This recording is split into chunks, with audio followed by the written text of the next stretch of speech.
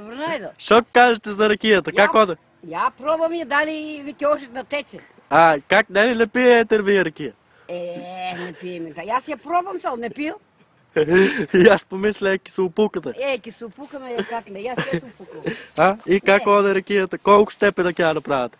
50 степени. И после ки има седенки вечер, Ки има. Нели? Ки се опукате в салатчика, малатчика. Я салата има за ден направя. Ки седнете. Ки седнеме, ки спечеме скаричка.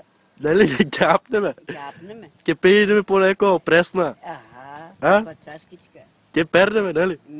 И ке пардали ки се направяме. Пардали. Така. Вие пиете вино. Вино. Я ке се опукате. Не е виното.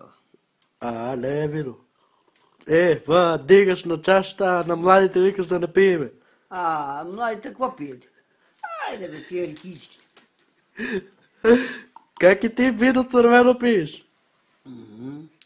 Пиете ви едни шина църно вино.